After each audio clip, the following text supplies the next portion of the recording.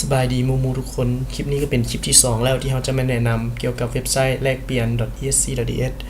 ซึ่งแม่นไผบ่ทันได้เบิ่งคลิปทำอิฐก็แม่นอยากให้กลับไปเบิ่งก่อนเพื่อจะได้เข้าใจว่าเฮาเฮ็ดฮอดไสแล้วเนาะสำหรับคลิปนี้แม่นเฮาจะมาแนะนำวิธีการอัปเดตบัญชี Satoshi และการเติมเงินเข้าไปในระบบว่าเฮาเฮ็ดจังไดก็คือในคลิปก่อนหน้านี้แม่นเฮาได้สมัครไว้แล้วก็คือเทสเนาะรหัส158ตัวนี้จะเป็นระบบทดสอบเนาะจะบ่สามารถใช้จริงในระบบออนไลน์ได้แต่นี่เราจะเฮ็ดทดสอบให้เบิ่งซื่อตัวรหัสเทสนี่มันจะใช้ได้แต่ในนี้แต่จะในระบบออนไลน์จะใช้เทสบ่ได้คันหมู่ครูอยากใช้ต้องเข้าไปในรหัสของตัวเองเนาะต้องสมัครเองมาฮอดหน้านี้หลังจากล็อกอินเนาะเราจะเข้ามาหน้านี้ก็จะบอกว่าเมนูต่างๆในแรงจำนวนเงินกีบจำนวนเงิน Satoshi และรหัสผ่านพอรหัสผ่านนี่เนาะคันแม่นไผอยากอัปเดตรหัสผ่านแม่นให้กดรหัสผ่านเลยก็คือยกตัวอย่างก็จะเปลี่ยนเป็น08ตัวโอเคเรียบร้อยเนาะตื่นตัวนึงแล้วเราใส่รหัสลับที่เราตั้งไว้ตอนต้นนั่นแหละเราก็ใส่เข้าไปถ้าใส่บ่ถูกเนาะมันจะบ่ยอมเปลี่ยนแต่คันใส่ถูกตัวนี้ค่อยใส่ถูกเนาะมันจะเปลี่ยนแล้วมันจะบอกการอัปเดตครั้งล่าสุดแม่นเวลานี้เท่านี้เนาะตัวนี้จะเป็นการอัปเดตรหัสผ่านมาหน้านี้จะเป็นหน้าที่จะบอกรายละเอียดว่าเขาได้มีการ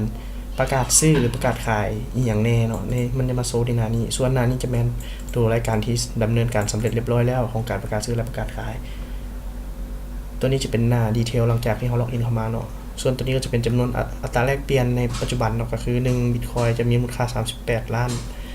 แต่ว่าในเว็บเขาจะใช้เป็น Satoshi เนาะSatoshi ก็คือ Bitcoin หั่นแหละแต่มันเป็นหัวหน่วยจำนวนเงินย่อยลงมาก็คือ1 Bitcoin นี่จะมีมูลค่าเท่า100ล้าน Satoshi เนาะมาขั้นตอนนี้เราจะไปอัปเดตกันเลยเนาะก็คือคลิกเข้ามาที่กระเป๋าขั้นตอนนี้และในคลิปนี้แม่นเราจะอธิบายวิธีการอัปเดตก่อนเนาะก็คือให้มูคูคลิกเลือกเอาเลขบัญชีที่มี Bitcoin ของมูคูเนาะก็คือของคอยแม่นเลขบัญชีนี้ค่อยจะโอน Bitcoin จากเลขบัญชีนี้เข้ามาในระบบเนาะนี่คือการอัปเดตไม่ใช่รหัสลับเนาะรหัสลับนี่ต้องชื่อเนาะเพราะมันต้องจำเป็นใช้หลายอย่างกดอัปเดตบัญชีได้เลยถ้าบ่ถึกมันจะบ่ยอมขึ้นให้เนาะตัวนี้คือถึกเรียบร้อยก็คือมันจะขึ้นมาเลขรหัสนี้เราต้องโอนเงินมาจากรหัสนี้เนาะและนี่ก็คือวันเวลาที่อัปเดตเนาะครั้งล่าสุดก็นี่แล้วเนาะแต่ว่ารหัสเลขตัวนี้นี่สามารถอัปเดตได้แค่เดียวเนาะก็คือใส่อย่างเข้าไปมันจะเซฟนี่ไปเลยและพิเศษอีกอย่างนึงมันจะขึ้นมาเพิ่มอีก3ปุ่มเนาะก็คือปุ่มเติมเงินถอนเงินและรายละเอียดปุ่มเติมเงินแม่นหยังเนาะโอเคเข้ามานี่ก็จะบอกวิธีเติมเงินนั่นเองก็คือการเติมเงินก็คือแม่นให้ท่านโอนเงินมาที่เลขบัญชีนี้ระบบที่ยืนยันภายใน5 ถึง 24 ชั่วโมงเนาะก็คือจะมีพนักงานเฮาออนไลน์อยู่เนาะและถ้าจำนวนเงินที่ท่านโอนเข้ามาแล้วและมีการยืนยันการโอนเรียบร้อยแล้วพนักงานเราจะเติมเงินเข้าในระบบให้ท่านและกฎระเบียบเนาะก็คือ1ท่านต้องโอนมาจากบัญชีนี้เท่านั้นอันนี้ก็คือบัญชีของท่านนั่นแหละที่ท่านสมัครไปกับเราท่านต้องโอนมาจากบัญชีนี้เท่านั้นโอนมาเข้าบัญชีนี้เนาะแต่ถ้าท่านโอนมาจากบัญชีอื่นเนาะมันจะตกอยู่ข้อ2ก็คือถ้ากรณีบ่ตรงการระบบจะโอนเงินก็ไปคืนเลขที่โอนเข้ามาก็คือถ้าท่านโอนมาจากบัญชีอื่นที่บ่ได้สมัครไว้นำเว็บของเราเว็บเราจะโอนเงินกลับคืนไปเลยเนาะโดยหักค่าธรรมเนียม 50,000 Satoshi เนาะและการโอนเงินเข้ามาจะบ่เสียค่าธรรมเนียมก็คือท่านโอนเข้ามา 100,000 Satoshi ท่านก็จะได้เงินในระบบ 100,000 Satoshi โอเคก็จะทำการโอนเงินเข้ามาให้เบิ่งตัวนี้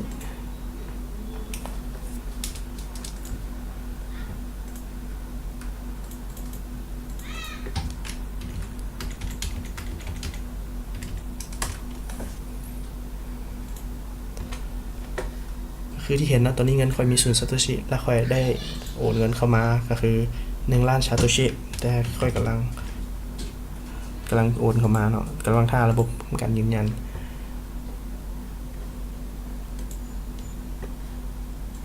โอนเข้ามาแล้วตอนที่กดรีเฟรชเบิ่งเนาะบางทีมันบอลขึ้นเฮาพยายามกดรีเฟรชเบิ่งว่าเงินเข้าหรือยังโอเคคือตอนนี้เงินเข้ามาแล้วตอนนี้วิธีการถอนเนาะค่าเฮามีเงินอยู่แล้วเฮาจะเฮ็ดจังได๋กับเงินนี้เงินตัวนี้สามารถนำไปใช้ซื้อ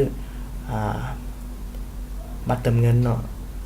หรือสามารถเอามาเปลี่ยนเป็นเงินกีบสามารถมาประกาศขายเป็นเงินกีบได้ตัวนี้มีคนมาประกาศขายไว้เนาะก็คือท่านสามารถเอามานี้ได้หรือเอากลับมาที่กระเป๋าก่อนถ้าท่านเกิดอยาก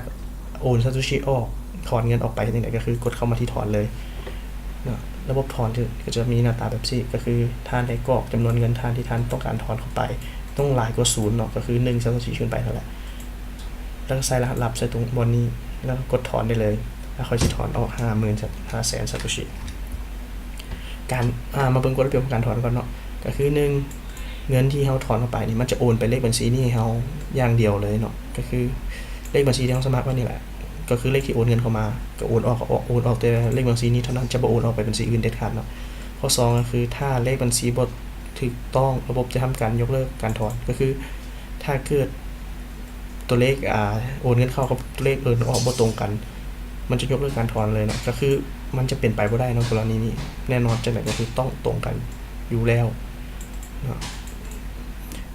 แล้วก็จะมีเสียค่าธรรมเนียมคือ 0.5% ต่อครั้งก็คือถ้าท่านโอนออกเท่าใดท่านจะเสีย 0.5% เนาะแล้วระบบจะยืนยันภายใน5 นาทีอันนี้ก็คือ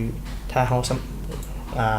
ถอนออกไปแล้วเฮาต้องท่าให้ยืนยันเนาะไวสุดแม่น5 นาทีหรือช้าสุดแม่น24 ชั่วโมงก็คือยกตัวอย่างข้อยสิลองถอนออก 500,000 ก่อน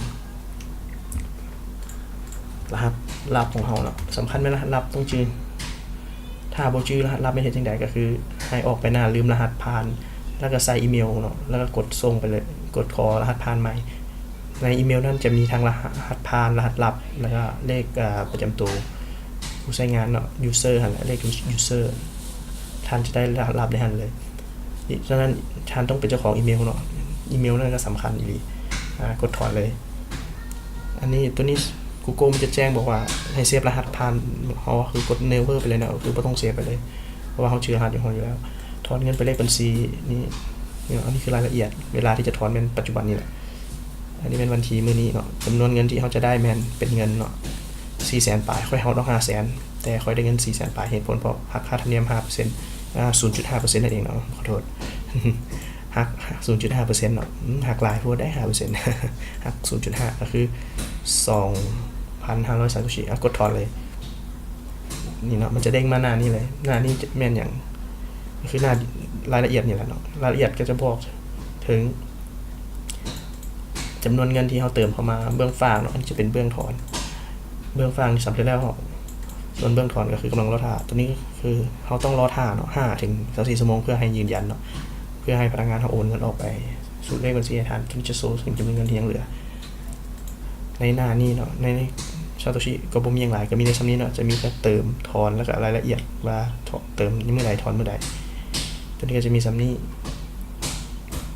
สำหรับคลิปนี้ก็มีแต่เพียงส่ำนี้เนาะขอบใจ